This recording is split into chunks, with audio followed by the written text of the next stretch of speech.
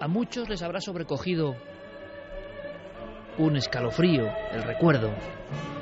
Antonio José Alés, en este micrófono, el de la cadena SER, programa Medianoche.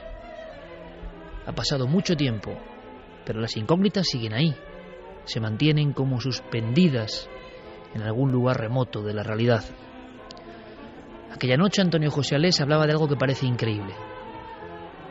Sigue siendo increíble, increíble dentro de lo increíble. Nuestros temas ya son polémicos,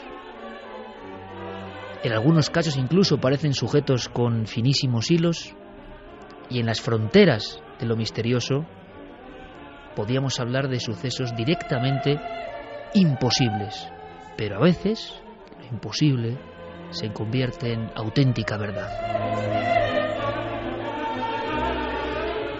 El Kyrie del Requiem de Mozart, que suena a mi espalda, a la espalda de todos vosotros esta noche, fue compuesto por ese genio después de una serie de visiones.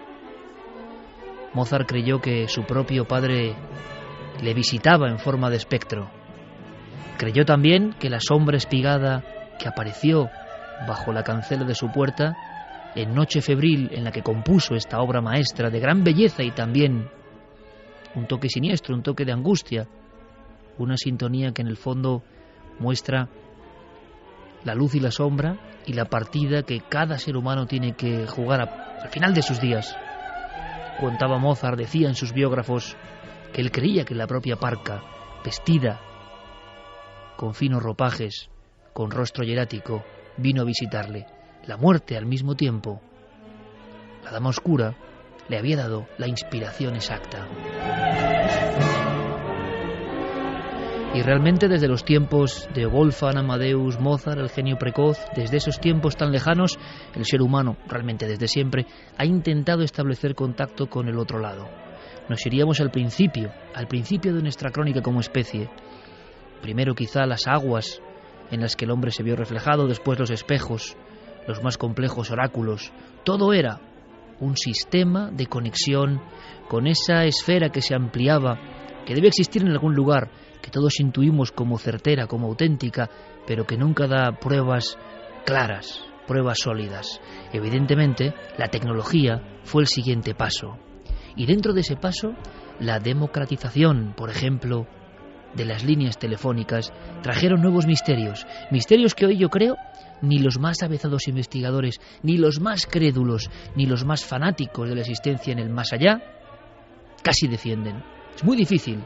Y sin embargo nosotros, recientemente, nos hemos encontrado un puñado de casos. Solo son eso, casos. Y también hay que decir, son todo eso, casos de personas que con una profunda fe en lo que viven, en lo que cuentan, nos trasladan su testimonio de vida y de muerte. Porque a veces parece que a un lado y otro, como interlocutores de otro mundo, aparecen voces, mensajes que luego se cumplen como una profecía. Estos casos conectan directamente con lo que llamaríamos leyendas urbanas. Pero esta noche nos vamos a dar cuenta de cómo algunas leyendas urbanas más bien parecen verdades que se han ido transformando, disfrazando con diferentes ropajes a lo largo del tiempo, llamadas desde el más allá. Así decía Antonio José Alés. Hace 35 años precisamente se publicaban los primeros libros sobre este asunto. ¿Llamadas desde el más allá es posible? La pregunta es clara. Hoy, que hay más teléfonos en el mundo casi que seres humanos, habrá muchos casos. Pero ¿quién es el valiente? ¿Quién es el arrojado? ¿Quién es capaz de decir a las claras que al otro lado del auricular había algo que parecía que no pertenecía al mundo de los vivos? No es fácil, y sin embargo esta noche vamos a poder compartir ese milagro de valentía. Testigos, nombres y apellidos, casos nuevos, llamadas del más allá. ¿Será posible?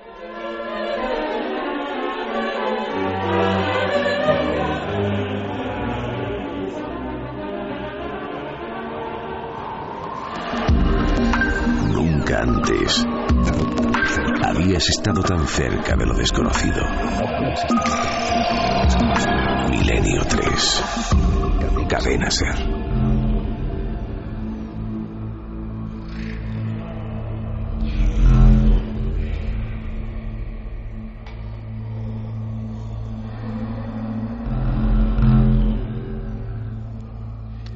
Milenio 3, en el mismo micrófono en el que hace 35 años Antonio José Les sobrecogía con su voz inimitable a toda España prácticamente, hablando de cosas alucinantes, para muchos increíbles, pero no podían dejar de escuchar. Espero que pase lo mismo, salvando las distancias, claro.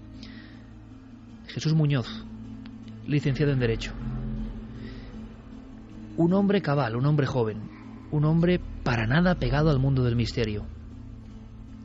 Un hombre, como pasa tantas veces, se cruza en la coordenada con el fenómeno insólito. Y a día de hoy tampoco sabe muy bien cómo explicarlo. Nada mejor que escucharle a él contando su vivencia para abrir el abanico de estas posibilidades tan extraordinarias. Porque hay que decirlo de antemano, es muy difícil creer que esto sea verdad. Es muy difícil incluso filosóficamente pensar que un ser que ya no está vivo puede descolgar un teléfono, pero ¿habrá que descolgar un teléfono para que alguien reciba un mensaje? Quizá eso sea un pensamiento absolutamente rudimentario y si hay un otro lado y desde ese otro lado se pueden comunicar con nosotros, que yo no lo sé, pueden hacer que escuchemos cosas. ¿Será posible? Repito, incluso a través de la línea telefónica. Hay quien cree que los que moran allá siempre han intentado utilizar todo lo que ha habido entre dos mundos para hacer audible su eco, su señal. Jesús Muñoz. Una noche cualquiera, hace no tanto tiempo. Que lo cuente él. Bueno, pues la llamada se produjo hace unos 7 años, más o menos. Yo me encontraba en la cama, era entre las 3:30 y 4 de la madrugada. Suena el teléfono. Yo la verdad es que suelo ser de sueño profundo, pero no sé por qué esa noche me desperté enseguida. Fui corriendo a cogerlo. Al otro lado, una voz de una señora mayor, de una persona anciana, que me reclamaba que me identificara, que quién era yo. Entonces yo, sorprendido, porque había sido ella quien había llamado a mi casa, le decía que no, que yo no había llamado a ningún sitio, que era ella, que quién era. Ella seguía insistiendo, y yo ya, viendo que no entraba en razón, pues yo colgué.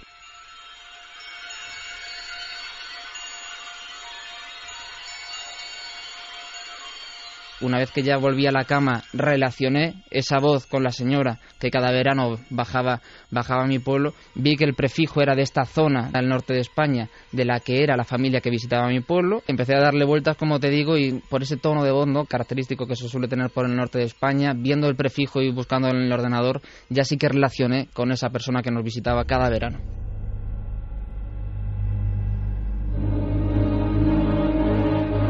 Esta señora era una señora mayor que con su familia bajaba cada verano a pasar todo el periodo estival a esta pequeña aldea.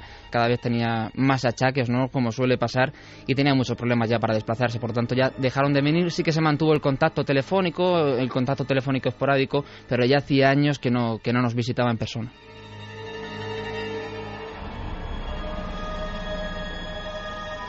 A la mañana siguiente yo permanecía todavía durmiendo, por lo tanto mi madre, que no se había despertado con la llamada, no tenía constancia ninguna de lo que había pasado, no hubo oportunidad de que yo se lo contara, y ella sí que por motivos de trabajo, pues cada mañana revisa el teléfono, hace llamadas, ve la lista de llamadas y vio la llamada de esta señora, y ella sí que inmediatamente, al ver el número, identificó el número. Ella lo que hace, evidentemente, se extraña y coge el teléfono y llama, dándole a rellamada. Por lo tanto, no hay lugar a equívoco de que se equivocara al marcar.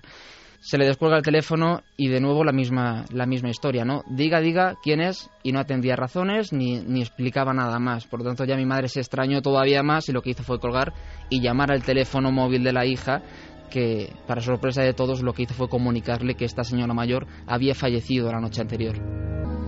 1:42 sería el caso prototípico, aunque no es fácil con una persona. En los breves minutos en los cuales el interlocutor cree que está hablando con alguien que no se entera muy bien, que está enfermo posiblemente, que no muestra emociones, y estas claves se dan una tras otra en el caso de Jesús Muñoz. Completamente, y no solo en el de Jesús, sino en otro que escucharemos más adelante. Yo me he quedado un poco helado. Yo a él lo conozco, como decía, desde hace mucho, y esto ha sido una serie de sincronicidades. Yo conocía el testimonio de Jesús a raíz de este verano, Posteriormente, a Milenio 3 nos ha llegado otro caso que contaremos, y después, analizando el tema, y gracias a Diego Marañón, que nos decía que en la revista número 50 de Mundo Desconocido aparecía información de este tipo, pues yo he acudido a la colección y ahí estaba, por ejemplo, un estudio de Scott Rogo en los años 80. Cuenta que él durante 2 años, junto a un compañero, investiga este tipo de historias, este tipo de testimonios de gente que dice haber contactado con personas fallecidas a través del teléfono, o mejor dicho, que ellos han contactado con estas personas, y hay unos detalles que se repiten como un patrón constante que una y otra vez aparece en este tipo de casuística, y es uno de esos detalles que la persona, el supuesto fallecido, mantiene siempre una relación fría, habla muy poco, parece incluso que está perdido o desorientado, y esto es lo que nos cuenta Jesús. Esta mujer no parece aclararse, parece que no sabe ni siquiera quién ha llamado, pues ese detalle es uno de los que se repite una y otra vez en este tipo de casos. La llamada se recibe a altas horas de la noche, y el parte de defunción habla de una muerte mucho más temprana. Sí, además es un paro cardíaco, es decir, que no había posibilidad de que ella estuviera agonizando e intentara llamar en esos últimos momentos de su vida. Y no solo eso, sino que su madre, la madre de Jesús, cuando habla con esta mujer es por la mañana. Y la madre reconoce la voz de esa mujer a la que conocía. Efectivamente, la reconoce hasta tal punto de que llama a la hija de esta señora diciéndole qué le ocurre a tu madre, que está tan extraña, que está tan rara, que tiene un comportamiento tan raro. La reconoce hasta ese punto, y el propio Jesús, que había hablado con ella pero hacía muchos años, en ese momento en el que está en la cama después de haber recibido la llamada y está dándole vueltas al asunto, dice que efectivamente hay un momento en el que es consciente de que esa voz era la de la anciana que ellos habían conocido en el pueblo. Don Santiago Camacho, buenas noches. Buenas noches, Iker. Clara Tavoces, compañera, buenas noches. Muy buenas noches. Carmen, buenas noches. Hola, Iker, buenas madrugadas. Abrimos directamente líneas porque sería muy bonito escuchar otros valientes o tener algunos nuevos casos, lanzar el anzuelo, ayudadnos, aunque sabemos que estamos en los límites de la realidad, nunca mejor dicho, pero vamos a sorprendernos, como siempre, sin poseer ninguna verdad. Es más, cada vez más lejanos de cualquier verdad. Yo lo comentaba con Santi y con Clara entrando en la puerta del estudio. Veréis, esto es muy difícil de creer, estamos todos de acuerdo. Por eso yo creo que los investigadores ya casi ni se atreven a sacar estos temas. Por eso, al mismo tiempo, como un efecto boomerang, un testigo que le ha pasado esto es muy difícil que cuente. Se puede contar un ovni, ver una figura. Bueno, pues gracias a la labor que muchos hacemos, no solo nosotros, sino muchos otros colegas, programas, compañeros, va normalizándose, ¿no? No hace falta estar loco para ver una cosa extraña. Pero esto, es que estos son varios minutos, por lo menos segundos, hablando con algo que luego está muerto. ¿Cómo es posible? Así que quizá esta noche haya más valientes, quién sabe. Quizá esta noche haya más valientes y quizá esta noche reciban una llamada, aunque no creo, porque media España ha desconectado ya el fijo, o eso es lo que nos dicen a través de las redes sociales. Vamos a dar esas vías de contacto para que nos manden pues sus preguntas, sus dudas, y también, si lo tienen, esos casos en los que una llamada extraña se cuela, no solo en los teléfonos fijos, sino también ya en los móviles. Sí, sí. A través de las redes sociales nos tienen que buscar en Nave del Misterio, tanto en Twitter, en Facebook como en Google+, y si nos quieren escribir un mail, milenio3 con número @cadenaser.com.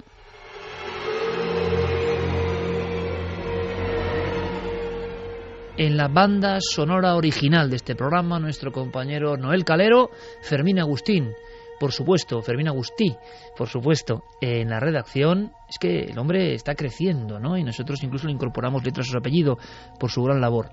También, por supuesto, Guillermo León y Diego Marañón, haciendo viva esta edición paralela en la red. Esta noche es un poco de escalofrío, sí, y sinceramente nos gusta porque creemos que hay algo que es sumamente interesante en esos últimos territorios de nuestros temas.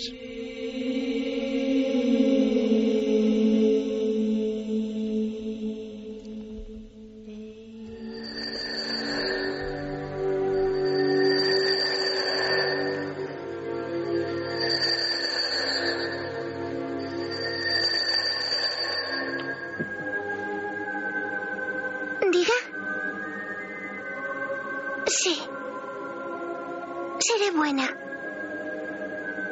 Yo también te quiero. Buenas noches, abuela.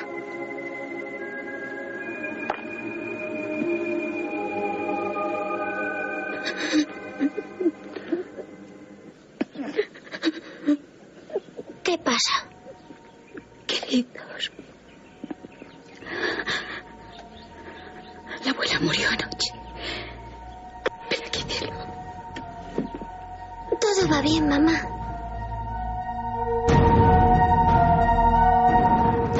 Luego sabremos algo más con Diego Marañón, esa auténtica enciclopedia de nuestros temas. En 1921, F.R. Melton publicó un pequeño librito, repito, 1921, se llamaba Un teléfono psíquico.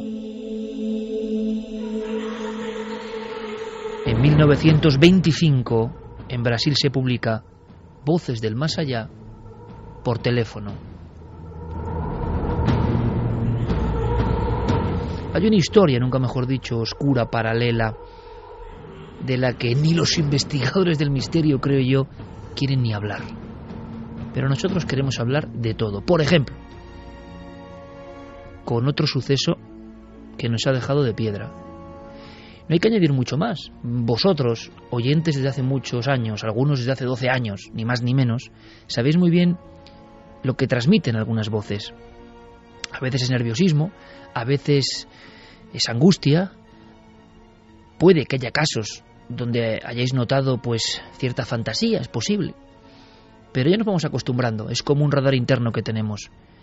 Y en ocasiones las voces tienen una rotundidad, una fuerza, un aplomo, que no quita un ápice de misterio al suceso. Es más, nos demuestra, nos fija la idea de que lo han vivido realmente.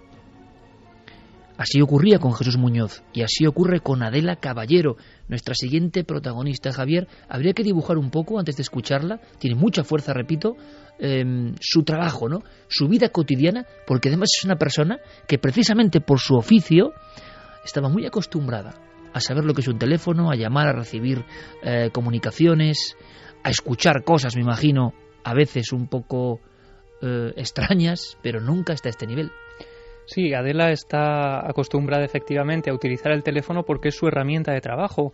Ella trabaja como operadora telefónica para una empresa de Internet, una famosa empresa de Internet, y ella lo que realiza cada día es coger el listín telefónico, eligen una zona del mapa donde van a implantar o van a intentar vender un producto y ella tiene que ir llamando a los clientes para venderles y explicarles cómo es el producto de esa empresa.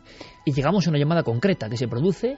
Pues hace unos 6 años aproximadamente, además también es en la zona norte de España donde ellos están llamando en esos días. Ella coge el teléfono después de varias llamadas a lo largo de ese día y hay una de ellas que se le queda extrañamente marcada. Bueno, imaginamos además un lugar, no estamos hablando de la casa de uno, que puede ser más impresionante, ¿no? En la soledad. Me estoy acordando ahora del teléfono negro, esa historia que nos traía Clara Tauces hace unas semanas, ¿no? No, hablamos de un lugar, lo imagino, diáfano, con más personas trabajando en esta comunicación de vender los programas, los sistemas, las ofertas de su compañía, y la extrañeza, porque esa llamada no se parece a ninguna otra. Que nos lo cuente ella.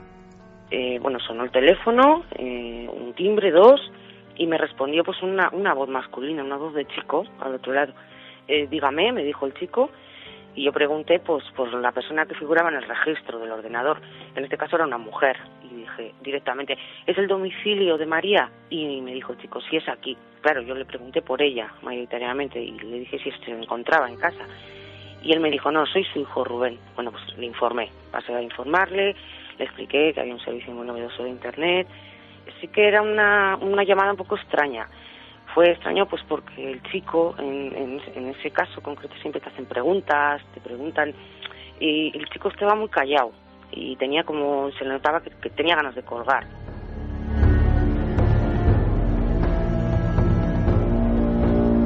Que esa semana, como tengo así algún problema respiratorio y tal, tuve que coger la baja. Cuando volví, me reincorporé, pues tenía trabajo bastante atrasado. Entre eso y bueno, que había faltado una semana y demás, pues yo ya no me había olvidado de la llamada hasta que estaba haciendo pues un repaso en el ordenador y mira, pues te tengo aquí el chico este. Y dijo, es que hace pasado un mes, te lo informé y tal.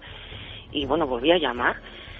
Y después de 2 o 3 tonos de llamada, pues al otro lado me salió una mujer, una señora, así pues mayor.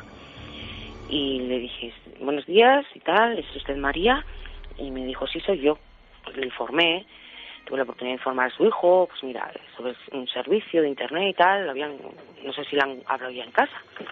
Y bueno, pues el tema fue que se produjo un silencio brutal al otro lado. Yo me quedé como, no sabía cómo reaccionar. O sea, acerté a preguntarme, ¿puede usted decir si es tan amable cómo se llamaba su difunto hijo? Y me dijo, Rubén.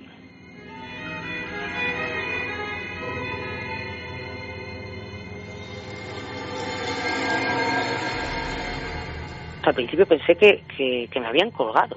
Y yo, claro, decía, ¿sí me oye usted, señora? Y ella me contestó, ¿qué es esto? Me dijo, ¿esto es una broma de mal gusto? Y yo me quedé pues extrañadísima, no sabía a qué se refería. Pues yo me puse pues un poco nerviosa porque me cortó con un tono como la mujer, apurada, triste y además enfadada. O sea, a la señora se le notaba que estaba irritada. Y me dijo, mire señorita, yo soy una mujer mayor viuda. O sea, toda mi familia ha trabajado pues durante generaciones en el puerto, se dedicaba a la pesca y demás. Y el único hijo que tenía yo murió hace un año en la mar, en un accidente. De hecho, este mes, o sea, es que se cumplía el aniversario.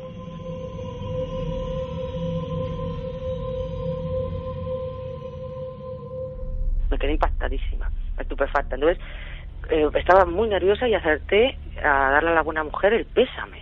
Y sí que antes de colgar le pedí disculpas, bueno, que se habrá tratado de un error, pero sí que le pregunté a la señora, pues lo más delicadamente que podía, porque estaba pues atacada, porque no encontraba ninguna explicación, si ese día me podía haber atendido al otro lado del teléfono, pues yo que sé, un nieto o un vecino, o había alguien en la casa, algún chico, y que no, y claro, fue tal su negativa y tal que yo no quise ya importunarla más.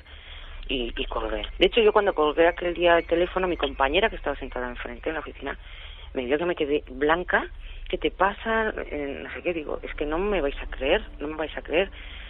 Y no sé, la señora era dulce, transmitía tal soledad que es que no sé, hasta, fíjate que hasta pensé que el hijo se aseguraba de que alguien hablara con su madre o de, no sé, no le encontraba explicación.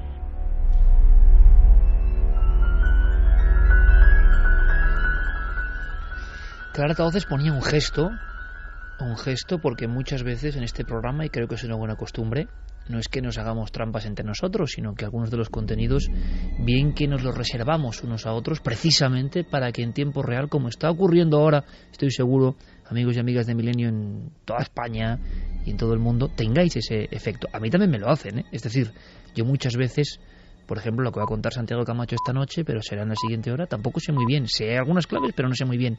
Y eso es muy bonito, porque entre todos nos entusiasmamos y nos sorprendemos. Y después de tantos años que un equipo sea capaz de sorprenderse, pues no deja de ser interesante. Veía Clara con un rostro, es que se identificó el muchacho como Rubén.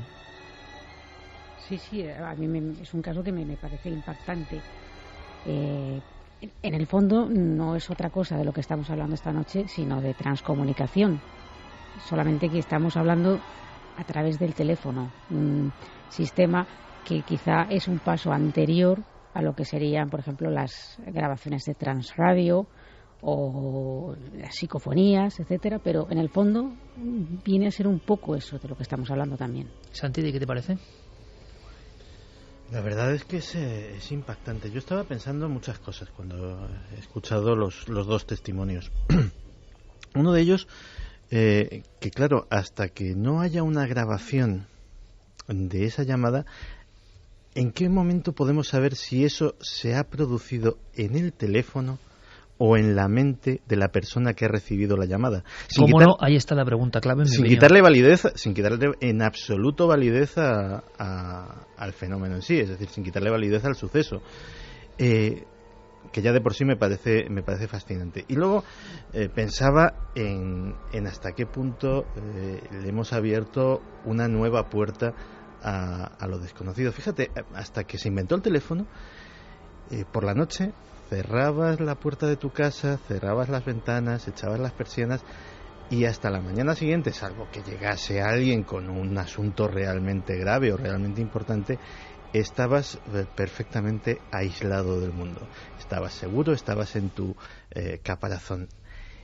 En el mundo del siglo XXI ese caparazón tiene un montón de fisuras por el que se nos van metiendo cosas. Se nos van metiendo inoportunos que nos venden cosas, se nos van metiendo llamadas de amigos, conocidos, desconocidos, gente que te pide, gente que te da, gente que no sé qué. ¿Y por qué no se te puede colar por una de esas resquicios, por una de esas múltiples rendijas que hemos abierto? Que los hemos abierto a través de nuestros ordenadores, a través del teléfono, a través de miles de medios. ¿Por qué no se puede colar precisamente la esencia de ese otro lado del que siempre hablamos? Fíjate, Santi, que yo creo que has dado una clave absolutamente básica, y esto es una pura intuición, es totalmente subjetivo y por supuesto no tengo ninguna prueba, pero me da a mí que estas llamadas nunca se grabarían. Tengo esa impresión. Está ocurriendo algo entre la persona. A menos que sea que te dejen la llamada en un contestador, que ha pasado también. Sí, en algunos casos ha pasado, pero yo no sé la fiabilidad de esos casos, tampoco lo sé. Hay varios muy impresionantes, cierto. Pero, bueno, y quizá, no lo tenía pensado, pero quizá recordemos alguno, porque hay un par de historias de este tipo que son tremendas, cierto. Las escucharemos si queréis. Bueno, decirnos vosotros si queréis o no queréis, porque son dos grabaciones de verdad no aptas para cardíacos y sobre todo para muchas personas que ahora se incorporan y que son muy jóvenes. Pero a lo que voy es que a mí me da la sensación, igual me equivoco, que este fenómeno tiene que ver mucho con la mente del receptor. Está ocurriendo algo ahí que no sé si realmente es la línea telefónica y el mensaje de la persona difunta la que está viajando a través de la línea telefónica, sino que, bueno, el ruido que está ahí en el auricular del teléfono se está transformando en algo que se interpreta como eso. Bueno, lo que ocurre es que no se graba la voz, pero en el caso de Jesús sí que queda una prueba, digamos. En aquella época no eran los teléfonos móviles de ahora, eran los Domo, que estaban tan de moda, estos teléfonos que tenían una pequeña pantalla y te decían el número de teléfono desde donde te estaban llamando. Y eso sí que queda registrado en el teléfono, es decir, en la propia memoria del teléfono queda registrado el número con prefijo del norte de España, que es precisamente lo que permite a la madre de él llamar por teléfono y devolver la llamada. Es decir, que ahí sí que queda una huella, digamos, de esta comunicación. Mira, en el último testimonio que hemos escuchado daba una clave que yo creo que ni ella sabía. En todos los estudios que se han hecho de llamadas desde el más allá, la mayoría se producen o bien en una semana después de que la persona ha fallecido o bien en una fecha... Aniversario. Exactamente, en una fecha señalada. En este caso, al parecer, era un año desde que se había muerto el chico. Era un accidente en el mar, por lo que parece, en una familia que trabajaba en el puerto. Suele haber varias características que pasan en todos estos casos. Ese ruido diferente al ruido normal de un teléfono fijo, parece como la película de Ruido Blanco, esa especie de ruido que se escucha como muy de fondo y una voz que parece que está muy lejana, como los teléfonos antiguos. No sé si recordaréis cuando estábamos en el pueblo de los abuelos, que había teléfonos que parecía que hablábamos desde otro país diferente. Pues esa voz lejana. También lo de las fechas señaladas y también parece ser que la persona en un primer momento... hay dos variantes. Si sabe que la persona ha muerto, se queda sin hablar, pero si no sabe que la persona que la está llamando ha muerto, entablan una conversación bastante diferente a si tiene conocimiento de que ya ha fallecido. Suelen ser más largas las conversaciones cuando al que llaman no sabe que la persona que le está llamando ha fallecido. Es interesante escuchar hoy seguro los mensajes antes. Bueno, esto en el fondo, y ahora lo comentaremos, esto da para filosofar un poco, de verdad, porque estamos viendo la vieja historia, la viejísima historia del muerto que vuelve o el muerto que da un mensaje, que por lo menos del siglo XIII hay evidencias y hay grabados. Hay uno que a mí de verdad siempre me puso los pelos de punta, la de los 3 caballeros muertos, ¿no?, que aparecen en el cementerio. Hay grabados y frescos románicos donde aparece el caballero en su montura aterrorizado porque pasa al lado del cementerio, y en el cementerio lo que hay son 3 3 calaveras, todavía con el sudario, algún sudario está carcomido, el pintor identifica así el tiempo que ha transcurrido, y los 3 están en la puerta o levantados sobre el sepulcro y están como esperándole. Es el muerto que vuelve. Se va transformando esa historia, porque a veces, cuando el caballero huye despavorido, se va con un jirón, por accidente, un trozo de tela, cuenta la leyenda, y al final ese trozo de tela, al ir al cementerio, tiene que ver con algo que está en el nicho. La historia va cobrando forma sociológica y se habla de la dama de los ojos sin brillo en Toledo, que ahora recordaremos, y se habla de la famosa historia de la cazadora, ya años 70, años 80, la chica atractiva o el chico atractivo que tras una noche de conocerse y de amor habitualmente, prestan una cazadora uno al otro, y esa cazadora, al ser devuelta en el domicilio, resulta que se encuentra el testigo principal con que pertenece a alguien que está ya difunto y hace tiempo, ¿no? Esta historia evidentemente es leyenda urbana, creemos eso, y de pronto nos encontramos con que ocurren cosas aparentemente ciertas que tienen esa misma línea y que nos hacen pensar que quizá hay un limo mucho más importante de autenticidad en estos casos. Pero hagamos una cosa, viajemos aunque sea brevemente en el tiempo para conocer algo más de este tema, repito, límite. Algunos los llamaron a estos casos contactos telefónicos anómalos. 2 y 8 minutos. Diego Marañón, compañero, buenas noches. Hola Iker, muy buenas noches a todos, ¿qué tal? Yo me he quedado muy sorprendido, había datos que no recordaba. En los años 20 se empieza a hablar ya de este tipo de conexiones a través de casi una novedad, que era el teléfono, ¿no? Una especie de auricular para contactar con otros mundos, y como algunos investigadores, hace prácticamente un siglo, se dice pronto, empezaron a cerciorarse de que, aparte de errores, interpretaciones erróneas, que evidentemente serán un 99,999 de los casos, había otros donde, por ejemplo, como este último, que es impresionante, se daban datos, nombres, se corroboraba, en el otro caso aparecía un teléfono. ¿Podríamos hacer una breve cronología de la investigación sobre este campo? Claro, lo que decías, lo que hace casi ya un siglo se llamaba contactos telefónicos anómalos, hoy en día se le ha dado un nombre bastante más sonoro, que es la necrotecnología. Todo empieza en 1921, aparentemente son los primeros registros de los que tenemos constancia, cuando un inventor inglés, como decías, F.R. Melton, publica un pequeño libro, es casi un folleto, no llega a ser ni siquiera un libro a la venta, sino un pequeño librito grapado, que se titula Un teléfono psíquico. Es una especie de manual de construcción en el que se dan detalles y diagramas de cómo podría ser este supuesto dispositivo para contactar con los seres del más allá. 4 años después, un investigador brasileño que se llamaba Oscar Dargonel fue uno de los primeros que registró formalmente estas conversaciones. Él era un espiritista convencido, Iker, y relató sus experiencias telefónicas, sus experimentos, en un pequeño libro también que él tituló Voces del más allá por teléfono. Se publicó en Río de Janeiro, no llegó a España. En 1961, ya en la década de los 60, hubo un escritor norteamericano, Samuel Ralph Harlow, que habló de este fenómeno también en un libro que se llamó A Life After Death, una vida después de la muerte. Ahí se daba cuenta de 2 casos que él conocía de primera mano, pero no ofrecía, detalles concretos para no comprometer a las personas involucradas. En 1979 aparece el que es, la investigación clave, la piedra de toque en este ámbito, que es Phone Calls from the Dead, llamadas telefónicas del más allá, de David Scott Rogo y Raymond Bayless, que son los investigadores que mencionaba Javi al principio. La traducción que tenemos en castellano se publicó en México en 1981 en la editorial Diana. Y este libro es una descripción de las circunstancias en que se produjeron más de 60 fenómenos de estas características. Hay que decir, simplemente como curiosidad, que uno de sus autores, Rogo, fue asesinado, en 1990 fue encontrado muerto a puñaladas en su casa. A los 40 años no había signo de lucha y todavía hoy su caso sigue sin resolverse. Será algo que a lo mejor tocamos en algún otro momento en Milenio 3.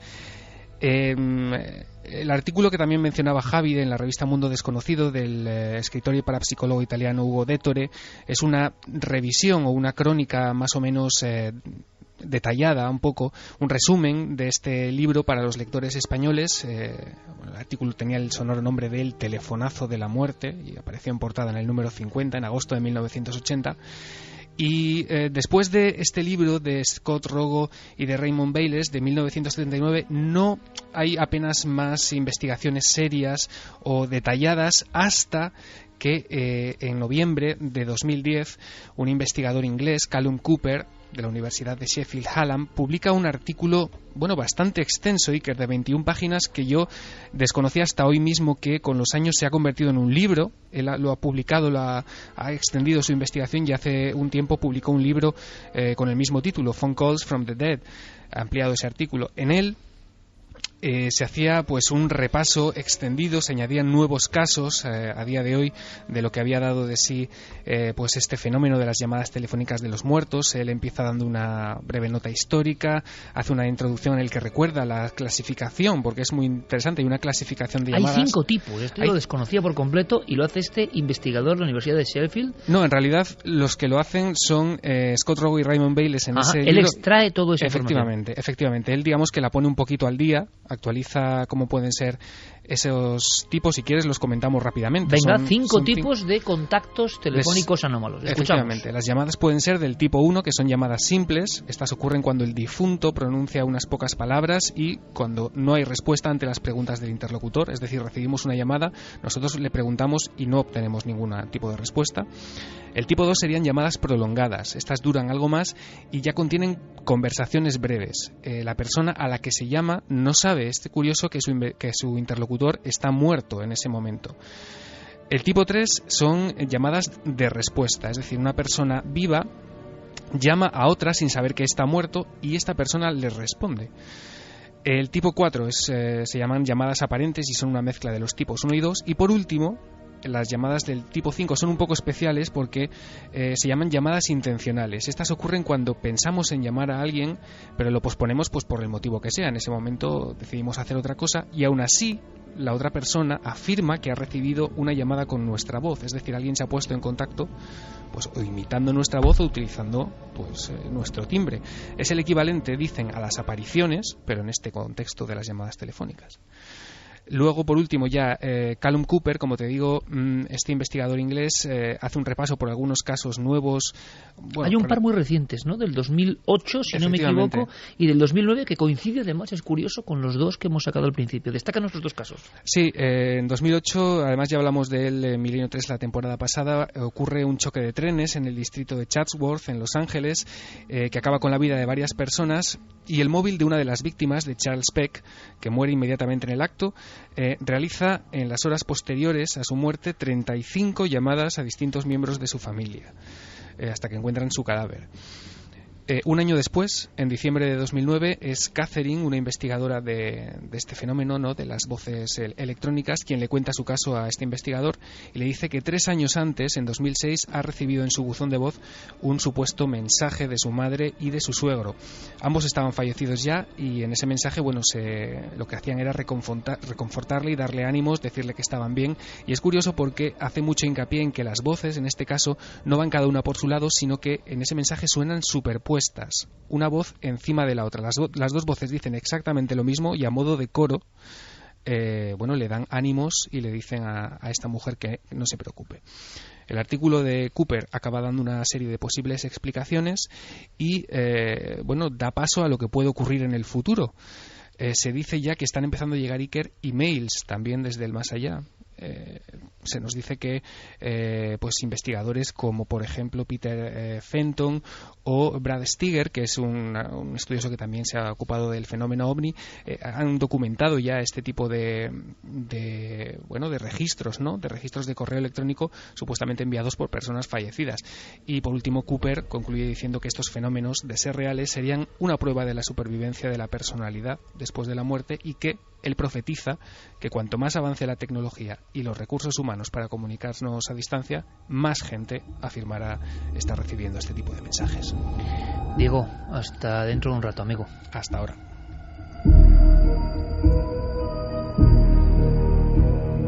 ¿Qué dice nuestro público a las 2:16? Pues dicen algunos, la mayoría, que tienen mucho miedo.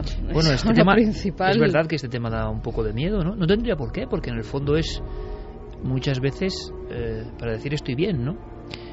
Ya, pero el primer impacto de alguien que se te ha muerto, un familiar, y que le escuches la voz. Sobre todo, ahora comentaremos algunas cosas de fondo, esa especie como de ausencia, ¿no? En los dos casos que hemos escuchado, la verdad es que no, tampoco ha sido un mensaje ni positivo ni negativo, es un mensaje como de estar ausente, de no conocer, ¿no? De no saber con quién estás hablando. Vamos con los mensajes de los oyentes. Lorena Nogales dice: vivimos tan apegados a la tecnología que no es de extrañar que la usen para comunicarse con nosotros.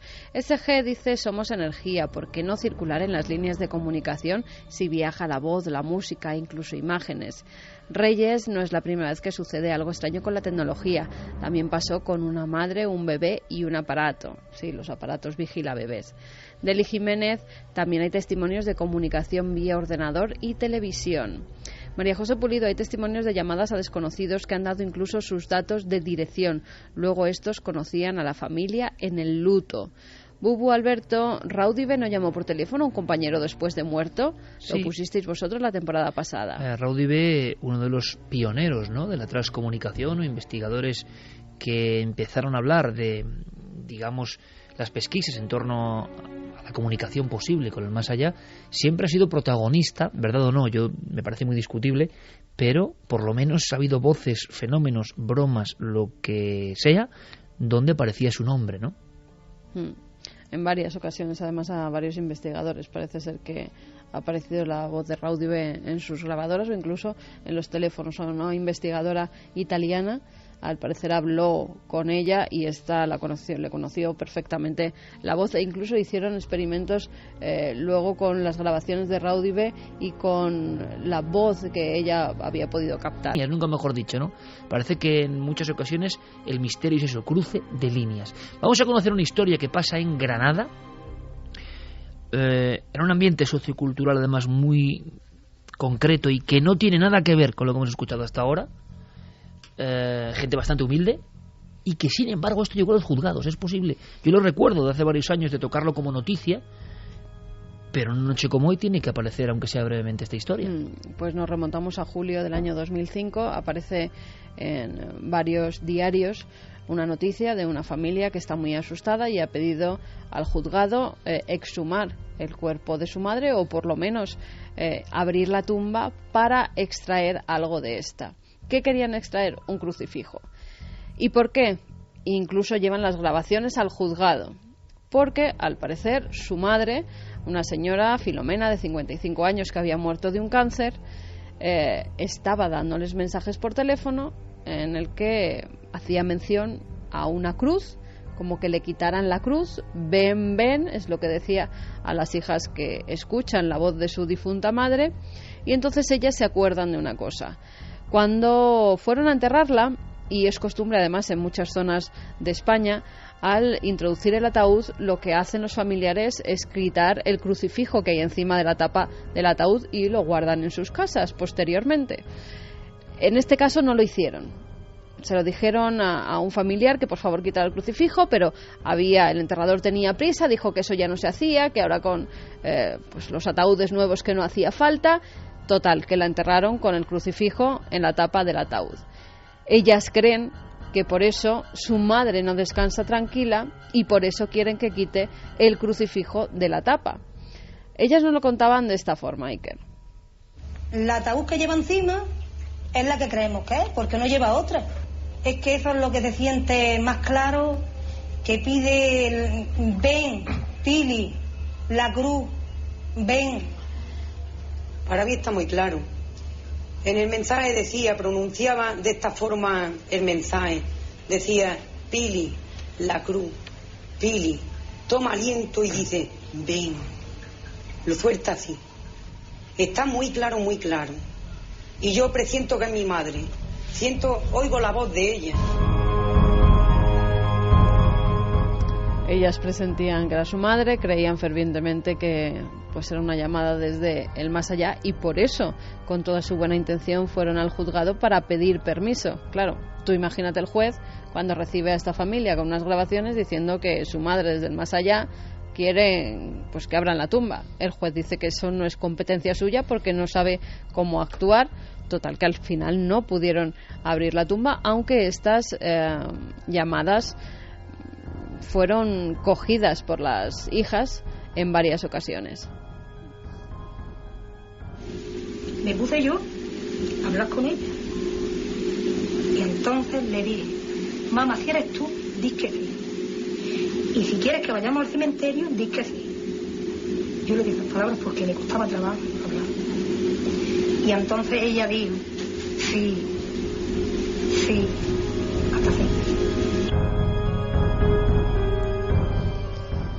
Sería uno de los casos paranormales, entre comillas, porque la familia creía de verdad que estaba hablando con la difunta madre, que han llegado a parar a un juzgado. Que conozcamos, o ha sido por cosas, movimientos de objetos en los edificios, pero por una llamada telefónica de un posible familiar fallecido, nunca en la historia que yo haya conocido se ha llevado hasta un juzgado para esa exhumación. Mi madre no lleva ninguna cruz más, nada más que la cruz que tiene encima de la tapa. Una persona muy cristiana, ¿no? Era muy creyente. Muy creyente.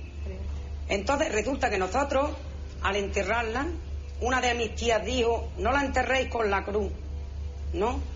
Y después, en el fondo, el enterrador le dijo: no pasa nada, no pasa nada. Hoy se entierran así y no pasa nada. ¿Hasta qué punto en la mentalidad de estas personas había quedado esa rémora de no hemos hecho, en el fondo, no haber hecho lo que es costumbre y lo que siempre se ha hecho en su familia, que es quitar ese crucifijo de la tapa? Claro, este caso tiene el componente ese de la culpa, ¿no? En el fondo, de decir, no hemos hecho lo que teníamos que hacer, pero en los otros casos no había ese componente de culpa. Algo está ocurriendo en China, algo yo no sé si más propio de los asuntos de Santiago Camacho, si hay algún tipo de conspiración de fondo, o hay alguna maquiavélica operación, no sé si de marketing, de broma, de fake de internet o no, pero en China está causando sensación. E incluso, mira, vamos a ver si recuperamos, Fermín, compañero, esa llamada. Habéis llamado un número en concreto, Javier. Sí, Cuéntame primero que habéis marcado un número, no sé bien por qué, ahora lo vas a contar. Si quieres te cuento un poco la historia. No, cuéntame que habéis llamado un número. Ajá.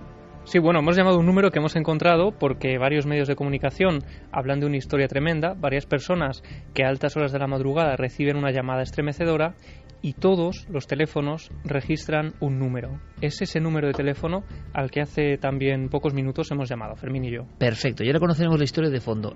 Hay un número que surge en muchos teléfonos a la vez en China y que nadie sabe a qué se debe. Y salía esta voz. Sorry, this number is not in service at this time. Bueno, un mensaje que informaba en chino, después en inglés, que ese número, digamos, que no estaba operativo o no estaba en servicio. Pero ¿qué está ocurriendo? Ahora es cuando se cuenta la historia, que muchas personas recibían en su pantalla de móvil una llamada y que de fondo había la sensación, casi parece de película, yo no sé si habrá algo de marketing aquí de fondo o no, de aquello de última llamada, porque eran llantos de bebés, lamentos, alguien como agonizando y un montón de personas recibiendo. Hombre, si esto es marketing o hay algo de fondo, desde luego no sé hasta qué punto esto debe estar prohibido o no, porque puedes dar un susto de muerte. Bueno, el tema desde luego estaba causando auténticos escenas de terror y un fenómeno social, ¿no? Ha aparecido en los medios de comunicación chinos, sobre todo, y hablaba de que, sobre todo en los primeros meses de 2013, se interponen hasta cerca de 200 denuncias de personas que a eso de las 4 de la madrugada... 200 denuncias. 200 denuncias. O sea, no solo 200 testigos, sino 200 denuncias. 200 personas, además, que denuncian que esto está ocurriendo, cuentan que a esas horas de la madrugada reciben una llamada. No las 200 consiguen hablar con eso. Algunas de ellas encuentran ya por la mañana que tienen una llamada perdida y viene de este número de teléfono, siempre el mismo número de teléfono. Pero los que consiguen hablar con ellos, porque les despiertan, porque tienen el teléfono con sonido, aseguran que se escuchan unos gritos como de socorro, el llanto de un niño y posteriormente el sonido de como si alguien se estuviera ahogando. Y uno de esos testigos, fíjate, aparece sus palabras recogidas en un medio, dice: la primera vez que respondí a la llamada escuché como si alguien estuviera llorando. Cuando esto sucedió me sentí como si me acabaran de dar un fuerte golpe. Aunque lo que me pasó luego fue más inquietante aún. Mientras escuchaba el llanto, parecía como si el teléfono estuviera bajo el agua, y poco tiempo después dejé de escucharlo. al final solo se oía un sonido, como si estuvieran ahogando a alguien. Y la sensación que nos da todo esto es de posible campaña orquestada, que sería la otra forma de utilizar el mito de las llamadas del más allá. Ahora igual no lo es, no lo sé, pero tiene todos los condimentos, ¿verdad? Pero claro, si esto es así, sería otra perspectiva, y ampliamos el abanico. ¿Hasta qué punto se está llegando con el marketing o queriendo imponer cualquier tipo de operación, como si es una operación sociológico-psicológica, me da igual, pero hasta qué punto el uso de las tecnologías, compañeros, puede provocar, en China, ojo, con unas creencias muy concretas, le puedes dar un infarto a alguien, Bueno, lo que ocurre es que los testigos, los que tenían además registrado ese teléfono y ese número de teléfono en su terminal, han acudido a la compañía china Unicom, que también se ha manifestado y ha hecho unas declaraciones públicas diciendo que ese número en concreto pertenece a las propias líneas de la empresa, a las de los trabajadores de la empresa, pero que son incapaces de localizar al trabajador que tiene ese número de teléfono. Entre otras cosas, porque dentro de la propia empresa ese teléfono no está agenciado a ningún trabajador. Y lo que ocurre, la teoría que ellos sugieren, es que podría haber algún gracioso que con un programa informático sería capaz de cambiar el número desde el que está llamando y, bueno, utilizar este teléfono siempre. Técnicamente puede hacerse. Es decir, cuando estabas hablando de una campaña de marketing, yo estaba pensando incluso en una simple gamberrada a escala industrial. Con los medios posibles de hoy.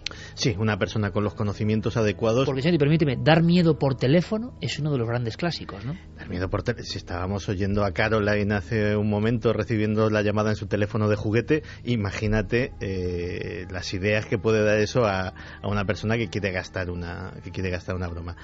Técnicamente un hacker podría sin ningún problema. De hecho, evidentemente los problemas derivados de tener el conocimiento para ello.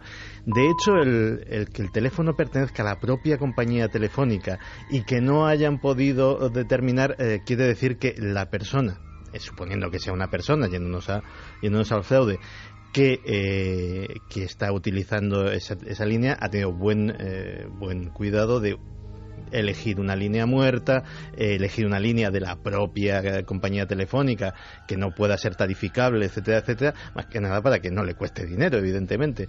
Y luego ya un programa de dialer, un programa de marcado automático a nivel industrial, prácticamente el mismo que se utiliza para el marketing, y una grabación más o menos inquietante, y tienes a media China al borde del terror. Interesante, porque conviven en el mismo espacio temporal, o sea, estos días el descubrimiento de algunos casos muy sorprendentes, y nos quedan algunas porciones de misterio que os van a interesar seguro, con la posibilidad tecnológica de causar un miedo ancestral, ¿no? Porque en el fondo es como toda innovación, como el temor al tranvía casi, ¿no? Cuando llegó el teléfono era para hablar con otros, pero podían ocurrir extrañas bromas, mensajes, voces que no eran nada agradables. Y también, como en todo, parece que hay un porcentaje de auténtico misterio. Antes de pasar a la experiencia de una mujer que nos va a contar Clara, y que vamos a escucharla como estamos escuchando hoy todos los testimonios, casi de seguido, casi haciendo una crónica, ¿no? Y luego ahondaremos, porque ahora vamos con extrañas llamadas, extrañísimas, es como conjuntar ambos mundos, pero que parece que anuncian algo, o que la casualidad hace que se produzcan justo en cierto momento. Pero tenemos dos grabaciones, porque antes Carmen comentaba, y yo, sí, en este caso, en fin, pido no disculpas, pero son conocidas por parte de los investigadores, sin duda alguna, pero me estoy imaginando la cantidad, y lo sabemos, de gente que se incorpora, nuevas generaciones, al programa, y después lo que estamos contando son grabaciones que a mí me siguen impresionando. Yo no sé lo que es, pero me siguen impresionando. Lo lógico y racional es pensar que hay algún tipo de cruce de líneas, que tienen explicación, y casi es lo mejor y lo más sano para quedarse tranquilo. Porque, por otro lado, es absurdo, casi físicamente, racionalmente, que esto ocurra. Ahora, tienen algo, estas grabaciones, que nos conectan directamente con esos miedos ancestrales que todos tenemos a la llamada del extraño, a la llamada de lo inesperado. Son dos casos los que hemos seleccionado. Uno es una especie de quejido angustioso. Es una persona, se lo debemos al investigador Pedro Amorós, lo contó en su día en el programa, si no me equivoco era la provincia de Alicante, y resulta que en el contestador, a cierta hora, se encuentra la familia con una llamada. Pero es que, claro, aquí podemos pensar, es un error cronológico de la grabación.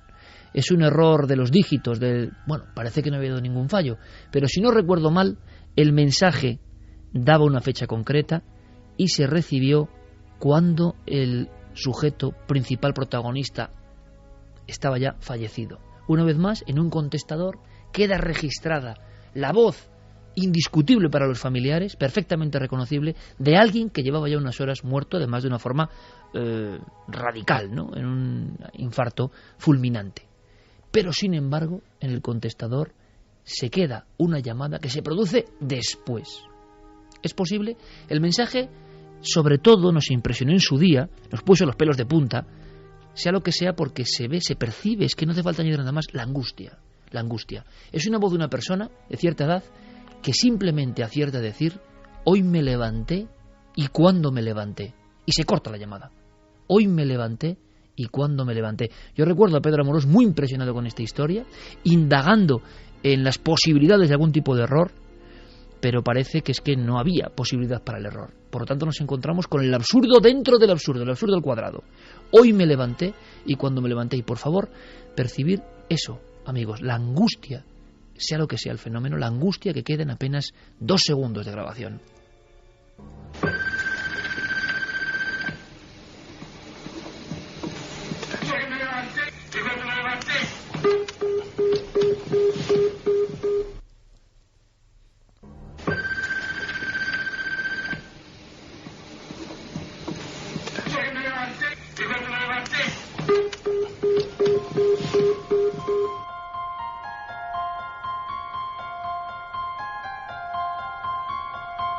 Posiblemente nunca lleguemos a saber qué ocurre. Si realmente ese hombre, aún con vida, pudo hacer una última llamada, y esa angustia es la angustia de alguien real, que está a punto de recibir el susto, ¿no?, tremendo de un infarto. Pero todas las comprobaciones parece que daban por imposible esta posibilidad. Por otro lado, hay otra grabación todavía mucho más dramática en su contenido. Es una grabación que alguien identifica como la voz de su propia madre difunta hace muchos años, pero que tenía una relación de absoluto odio con la persona que recibe en el teléfono esta comunicación. Claro, lo que dice directamente es Furcia, varias veces, Furcia. Es uno de los clásicos del misterio y que yo sepa, desde luego merecería una reinvestigación profunda, ¿no? A lo que vamos es a lo que a nosotros nos sugiere todo esto. ¿Errores o algo más? Escuchad una llamada ya con más de 2 décadas y 3 de antigüedad, y que dice este insulto, ¿no? Desde luego, si es otra cosa y no es paranormal, está muy logrado, ¿eh? Y la persona que lo recibió no me extraña que tenga un auténtico shock. Imaginaos recibir en los viejos contestadores este mensaje.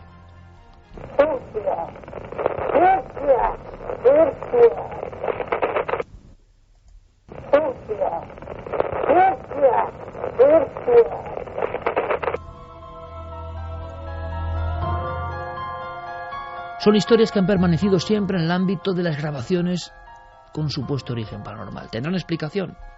Seguramente. Pero estamos ahondando y profundizando en un ámbito muy desconocido. Las llamadas darían para mucho, ¿verdad? No solo son llamadas donde se representa la voz o aparece, o quién sabe, de supuestas personas que ya no están en el mundo de los vivos, sino que hay curiosísimas profecías. Y Clara, haciendo una labor especial del archivo y la investigación muy reciente, nos trae una historia que de verdad es muy sugerente, pero también es angustiosa. Todo lo que viene del mundo del teléfono y las comunicaciones parece especialmente angustioso, Clara. Podemos dar paso a este testimonio contando que es una persona, además, que se dedica al mundo del libro, de la comunicación, una gran profesional, pero es que en este caso hay una diferencia, es que hay 3 llamadas. Sí, esto es lo más curioso, es decir, si escuchamos, son 3 cortes, si escuchamos los cortes por separado, o alguien nos cuenta esto por separado, diríamos, bueno, casualidad. Pero cuando estas casualidades suceden en el tiempo y siempre que ha ocurrido esto ha desencadenado un suceso luctuoso, en este caso hablamos de 3 llamadas, 3 muertes. Pero es que encima son una familia. Exacto. Que esto es lo que me deja ya, o sea, es diferente época, diferente tiempo, y las víctimas, lo que nos van a contar, y luego, claro, nos aclarará más cosas, es que son una familia que prácticamente desaparece a golpe de llamada. Entonces, yo creo que lo mejor es escuchar a Ana de Valencia, que nos lo cuenta ella tal como fue.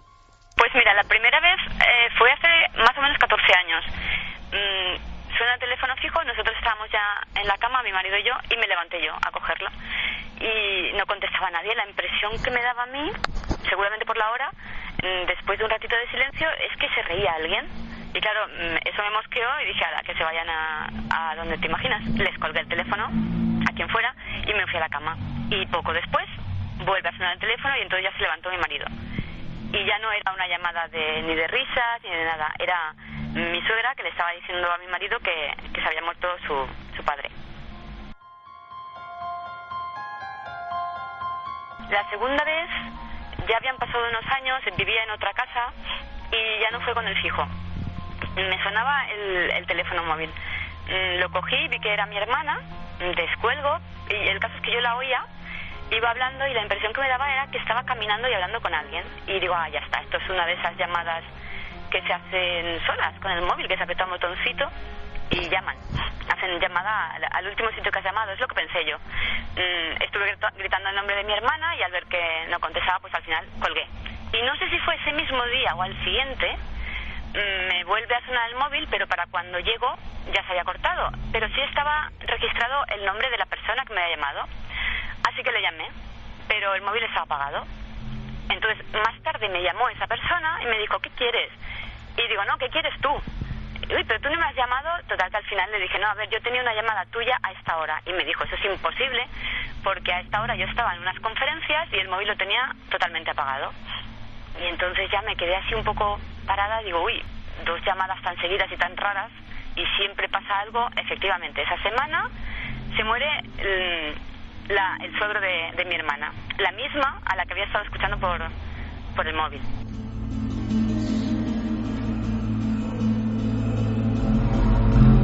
Estaba sentada frente al ordenador, tenía mi móvil a la izquierda en la mesa y mi marido estaba detrás viendo la tele y empieza a sonarle el móvil y de repente le oigo que me pregunta, ¿para qué me llamas? Y me giro y digo, ¿cómo que para qué te llamo? Y le señalo mi móvil porque lo tenía al lado y se lo enseñé y él no tuvo la picardía de descolgar y preguntar a ver quién era, directamente colgó. Entonces me quedé un poco con la curiosidad de saber si habría algo, a qué venía el fallo, ¿no? Porque todos los fallos los entiendo como naturales, pero quizás como señales, porque da la casualidad que también en esa misma semana, cuando me pasó esto, se murió es que esto es toda la familia, la suegra de mi hermana, la misma, o sea, primero el suegro, luego la suegra, y finalmente esta semana ha pasado que se ha muerto mi excuñado. Las 3 personas que integran una familia. Sí, lo curioso efectivamente es que hay como unas, vamos a decir, consecuencias de esas llamadas que aparentemente parecen absurdas, porque ¿qué más absurdo es que estén 2 personas en una misma habitación y reciba una llamada de su propia mujer cuando tiene el teléfono delante y él no está en uso? Es decir, esto pues... ¿Qué significa esto entonces? ¿De qué estamos hablando? De señales, quizá.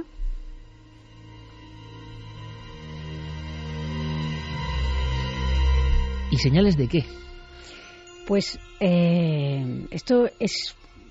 Claro, yo creo que las señales se pueden interpretar de muchas maneras. Hablando con Ana, me decía que no es la primera vez que le ocurren ese tipo de señales, que la verdad no usa ya mucho ni el móvil ni el teléfono fijo si puede evitarlo, y que este tipo de señales no le suceden ya con esta tecnología, pero sí le vienen sucediendo otro tipo de señales con otras cosas. Entonces, quizá hay personas que tienen, o quizá nos rodea un lenguaje simbólico del cual no somos conscientes en el día a día, porque estas cosas se pueden tomar como una cosa absurda en un principio, una cosa que tenga una lógica, una explicación, y sin embargo hay otras personas que tienen esa capacidad de prestar atención a aquello que nos rodea y a descifrar esa especie de lenguaje simbólico. Hablábamos de leyendas que han trascendido los siglos y el tiempo, y las historias que hemos contado en este dossier, en el fondo, vienen a indicarnos lo de siempre, que no sabemos casi nada, que se puede producir eso que pensamos que es leyenda, pero que es verdad, y que hay un mensaje profundo, hondo en todo esto. Claro, yo creo que 3 llamadas diferentes desde su gestión, bueno, los hechos han ocurrido, y con una sola familia, que es lo que me parece intrigante especialmente, porque por desgracia se nos mueren amigos, por desgracia se nos mueren seres queridos, por desgracia hay accidentes, hay enfermedades, bien lo sabemos, pero que sea una familia completa la que, digamos, sucumba, y siempre antes, horas antes o días antes, existan estas llamadas, nos deja ante la complejidad del mundo del misterio, ¿no? Yo creo que las señales es algo que nunca acabamos de comprender bien, porque no hay ningún catálogo de señales, ¿no? Siempre es algo extraordinario, algo que aparece de una forma y que tiene una lectura profunda, pero que nosotros ya prácticamente hemos perdido cualquier conexión con ella. Terminamos el dossier, si os parece, compañeros, con mensajes. Yo no sé si habrá personas que hayan recibido algún tipo de llamada, o es mucho más complicado de lo que parece. Sí, nos han escrito algunos mails contándonos pues que o ellos o gente que conocían han recibido alguna llamada un tanto extraña. Nos dice, por ejemplo: buenas noches, Iker, me llamo Ricardo, escribo para contar que hace unos 15 años aproximadamente murió un familiar que, aunque viviese lejos, era muy cercano. Teníamos uno de los primeros móviles que Airtel sacó al mercado, un Nokia. La muerte de dicho familiar nos afectó muchísimo por lo querido que era. A la semana, mi madre por la mañana estaba limpiando y comenzó a sonar el teléfono y se iluminaba de forma extraña. Mi madre no podía descolgarlo, el teléfono no respondía y no mostraba información por pantalla. Dejó de sonar y ahí quedó. Al rato saltó un mensaje de voz en el móvil. Mi madre lo escuchó y fue corriendo al trabajo de mi padre, que es una empresa familiar. Le contó lo sucedido a mi padre y le puso para que oyese el mensaje. Mi padre, al oírlo, se puso blanco. Mis tíos que trabajaban allí se acercaron y mis padres les puso a cada uno de ellos el mensaje de voz. Mi abuela, que también pasaba por allí, lo escuchó y todos reconocieron a esa persona. Llegué del colegio y pasé por el trabajo de mi padre y vi un revuelo tremendo. Me acerqué y mi padre, sin decirme quién era, me dio a oír el mensaje de voz. El mensaje decía: no os preocupéis, ya he llegado, estoy bien. Y se cortaba. Era el familiar que había fallecido una semana antes. Para mí era como mi segundo padre. Me quedé al principio pensando que era antiguo. Cuando me contaron que lo habían recibido esa misma mañana, de fondo no se escuchaba nada, pero tampoco era silencio. Era muy extraño, pero la verdad es que me dio mucha paz y tranquilidad. Muchas gracias por vuestro programa. Sois muy importantes para muchísima gente. Todo el equipo y cuánta gente hemos dicho, hemos sentido, ¡wow! Y Santi y Clara ponían caras muy serias. Qué bien contado el caso, con cuántos testigos, por supuesto intentaremos entrar en contacto con él.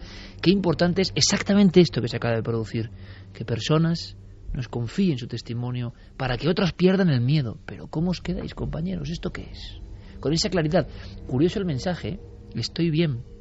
Precisamente. Ya he llegado, estoy bien. Estoy como bien. Si hubiera otro sitio donde... Eso es esperanzador también, sí. ¿no? Yo tengo en casa, tengo que decirlo, el material, las galeradas del libro próximo de JJ Benítez, que se titula Estoy bien. Qué curioso, ¿no? Y es muy interesante, tengo que decirlo. Estamos leyéndolo y es muy interesante, y es la investigación muy desconocida, ¿no?, de JJ Benítez sobre casos de este tipo, más o menos de este tipo. El mensaje es clarísimo y a mí me parece un gran título, ¿no? Benítez tiene mucho arte para titular, ¿eh? Estoy bien, porque eso inquieta a los testigos tal y como se produce. Claro que te tienes que quedar blanco. Ellos identifican clarísimamente ese mensaje y además ¿qué sentido tiene ese mensaje? Una persona, ¿qué clase de broma puede ser esa, ¿no? Estoy bien. Ya he llegado, estoy bien. ¿Cómo os quedáis, compañeros? Es que aquí estamos hablando de unos mensajes muy particulares que son los que tienen, digamos, un vehículo tecnológico, que pueden ser una gran minoría. Pero si hiciésemos, y yo creo que si hiciésemos, aunque fuera aquí, entre nosotros, una encuesta sobre cómo se han despedido de ti tus seres queridos, cómo te han hecho llegar el mensaje de que están bien, de que han llegado bien al otro lado, a través de diversos medios, a través de sueños, a través de casualidades, a través de imágenes o de sucesos que pasan en tu vida en esos días posteriores, nos encontraríamos con una abrumadora mayoría de nuestros oyentes, y vamos, pongo la mano en el fuego a que eso sería así. Es decir, no muchos, no, la mayoría, y diría que hasta el 80%. Sí, señor. La hipótesis racional más compartida es que eso son casualidades, ¿no?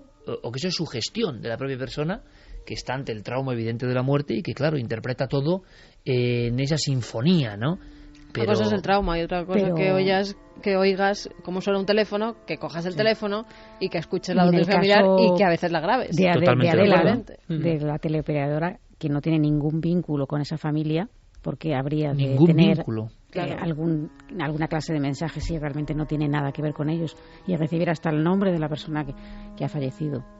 Lo sorprendente también es que, aunque es un fenómeno efectivamente poco habitual, que no ocurre a menudo, con los que estos testimonios desde luego son difíciles de encontrar, de repente el libro de Scott Dogo, de 2 años de investigación, aporta esos 5 tipos de llamadas, y cuando empezamos a escuchar los casos descubrimos que se van amoldando perfectamente a esa tipología, ¿no? Igual que los encuentros con los ovnis, por ejemplo, que hay de varios tipos, aquí cuadran a la perfección. Cuando los estaba enumerando Diego, por ejemplo, la de Jesús iba perfectamente ligada a la de tipología 1, ¿no? Libros hechos en el año 79, repetimos, es decir, como si los investigadores, bueno, pues imagino que recibiendo, si tú haces un libro, si cuentas un caso de estos, imagínate, y si haces un libro de esto, imagínate, y sin embargo parece que hilaban fino. Sí, es decir, que las llamadas se acoplan, ¿no?, a una especie de esquema. ¿Cuándo ocurre eso? Pues como pasa con el doctor Gaona con las ECM, o cuando alguien se mete de verdad a investigar, se cumplen ciertos patrones, ¿no?, que para el común de los mortales son completamente desconocidos. Porque claro, nadie se ha puesto, son casos espontáneos. Si uno se pone en la documentación, la investigación, imagino que como en todo, empieza a encontrar la extraña columna vertebral del misterio, la lógica dentro de la gran ilógica, ¿no? Hay algo que parece que disecciona los comportamientos y los misterios y que están ahí. Sí, totalmente, y además es que están constantemente, son patrones que se repiten una y otra vez, por lo que estamos viendo. Vamos a hacer una cosa. Hay más testimonios. ¿Hay más? Sí, nos decía Lucía, que antes le hemos pedido que nos escribiera por mail, nos mandaba un Twitter que ya conocía un caso, bien, pues nos lo ha escrito. Nos decía que en 2006 estaba en casa de una amiga mía y su madre llegó blanca. Nos contó que acababa de enterarse que su casero había muerto el mes pasado y que ya justo la semana anterior le llamó y estuvo hablando con él, como siempre, por el tema del alquiler del piso. Ella me contó que le llamó al móvil y que de fondo se escuchaban, como otras veces, a la familia hablando en la casa. Esta familia, amiga de la nuestra, es de aquí, son de Málaga, nos da incluso el barrio por si nos queremos poner en contacto con ella. El casero llevaba un mes muerto y justo una semana antes la madre habla del alquiler como si fuera una conversación normal. Una semana después. Una semana. En ese mes, hacía un mes que había muerto. Ajá. Y una semana antes de que ella estuviera en casa de la amiga, decía la madre que había llamado y que ya había hablado con esa persona, que luego se enteró que estaba fallecida. Y luego los sonidos de fondo, ¿no?, que siempre se percibe algo que convierte en anómala la situación, ¿no? También nos escribía Mario, dice: una persona muy cercana a mí, la primera persona que me tuvo en sus brazos después de mi madre al nacer, le pasó algo muy parecido. Al poco tiempo de morir su padre, su teléfono móvil empezó a sonar y en la pantalla parecía que quien le llamaba era su padre desde su móvil. Ella fue a buscar el teléfono del padre que tenía guardado y estaba apagado. De hecho, estaba sin la batería puesta. Se seguían sucediendo las llamadas y ella, muy nerviosa, quitó la batería de su móvil y cogió un martillo para destrozar prácticamente el teléfono. Para su sorpresa, minutos después recibió más llamadas a su móvil, incluso se le iluminaba la pantalla con el número de nuevo, que era el de su padre. Nunca se atrevió a descolgar. Bueno, historias que desde luego, utilizando la lógica, no tienen ningún sentido. Por eso hablábamos de la última frontera del misterio, pero sin duda hay elementos que extraer de todo Hay esto. Uno más. Nos decían que el 5 de agosto de 2009 falleció su suegro Hiroshi en Japón. No llegué a conocerlo en persona y no acudí a su funeral. Quedamos ambos sin conocernos, el deseo de vernos en suspenso. A los pocos días de madrugada me desperté porque sentía un crepitar como de estática en un oído y me pareció escuchar su voz saludándome. Unos días después, de día, regresando a casa en un autobús de línea, se repitió el fenómeno de los chasquidos y el sonido crepitante, pero sentí que no podía sintonizar y no oía ninguna voz. El 5 de febrero, el día de su cumpleaños de 2010, regresé a casa tras comprar una vela e incienso para encenderlos en su memoria y cuando estaba ante su foto sonó el teléfono. Yo tengo un domo que refleja el número que te llama. Eché un vistazo rápido al número y observé que comenzaba por 00 y di por hecho que sería algún familiar de mi esposo. Pero aunque me mantuve a la escucha unos minutos y me daba la sensación de que había alguien al otro lado de la línea, no escuchaba ninguna voz. 23F. Pero ojo, yo quiero que lo tengáis muy claro, amigos, no es un programa solo del 23F. El 23F es una parte, tan solo una parte, porque la idea es contar la otra historia de nuestra historia. Pero se han cumplido, o se cumplen mañana, 33 años de aquel acontecimiento, el golpe de Estado en nuestro país. Desde ese golpe de Estado nosotros viajaremos a otros muchos misterios. Mañana más que nunca esperamos vuestra confianza y vuestro apoyo. Lo que he pensado siempre es que hubo un 23F palpable y con personajes reconocidos, y otros que actuaron en la sombra, que no se ha sabido y que han seguido su vida como si nada. Es bastante difícil contar la pura verdad en este país. Nadie pregunta porque todo es oscuro y todo es secreto. Entonces el 23F es un acontecimiento más que nunca se quedará aclarado realmente. Es francamente extraño todo el tiempo transcurrido entre la producción del golpe y la aparición del rey en televisión de una manera pública y terminante. La gente que quiere implicar al rey simplemente es porque está en los extremos, en las antípodas de la democracia. La sociedad cada vez se hace más luz sobre lo que sucedió el 23F de 1981, pero desde luego no se ha contado de ninguna manera lo que pasaba y todas las interioridades de lo que allí sucedió. La verdad correcta, políticamente correcta u oficialmente sigue en una lectura del 23 de febrero que para nada se corresponde con la realidad de aquellos hechos. Esto es solo un previo, escuchándolo, madre mía, me da hasta miedo emitir el programa, sinceramente, pero ahí está. Asesinatos poco claros, de muertes que pudieron y que de hecho cambiaron la historia de nuestro país, de sociedades secretas que han estado en la sombra desde hace mucho tiempo, desde hace siglos, controlando también los devenires de la historia de nuestro país, y de otras más nuevas que llevan menos tiempo pero que también tienen una influencia palpable. En definitiva, vamos a hacer el gran libro de las conspiraciones españolas condensado en un solo programa de Cuarto Milenio. A ver si esto exactamente ahora es una muestra de apoyo. Fermín Agustí, compañero. Buenas noches, Iker. En Twitter ya somos Trending Topic, Milenio 3. Gracias. Pues a ver si lo somos mañana, porque tenemos primero competencia con maravillosos programas. Estoy seguro que van a hacer una buena obra de divulgación, y seguro que muchos dicen, hombre, no hables de eso. Pues sí, seguro que es una noche para ver muchos programas, grabar otros, y por favor, si podéis ver Cuarto Milenio, mejor que mejor. Pero, por ejemplo, la muerte del duque de Cádiz, yo creo que nos vamos a sobrecoger mañana, Carmen, nos vamos a sobrecoger. Pues sí, porque... Cuéntame sobre una cosa que es increíble. Dime. Murió, no decapitado, algunos dicen guillotinado, no es así, el duque de Cádiz. Vamos a hablar de conspiraciones contra la monarquía, pero es verdad que la persona que tenía ese cable en la mano, que prácticamente decapitó al primo del rey, desapareció como si fuera un fantasma. Totalmente, se lo tragó la tierra, no se volvió a saber nunca más de él. Es más, nunca ha hablado ni ha testificado en ningún sitio. Asesinatos de presidentes, 5 presidentes españoles, y detrás logias, sociedades secretas, la masonería. ¿Y el poder de las sociedades secretas hoy cuál es? Debates, investigación. Y bueno, como ha contado Santi, el dossier B, la otra cara de nuestra historia. Mañana en Cuarto Milenio os esperamos a las 10:30. A las 10:30, y creo que va a ser muy sorprendente. Yo creo que vamos a aprender cosas, que es lo importante. Nos vamos a sorprender y quizá nos vamos a alarmar. Pero ya nos hemos lanzado, así que, bueno, ahora todas las noticias con nuestros compañeros, como siempre en la SER, y después continuamos con un montón de cosas en Milenio 3.